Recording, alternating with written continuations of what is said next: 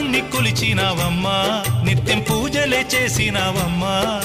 గూడు చెదిరిపాయ గుండెల విసిపాయ గూడు చెదిరిపాయ గుండెల విసిపాయ కొలిచిన రామయ్య కొండ దిగిరాడాయే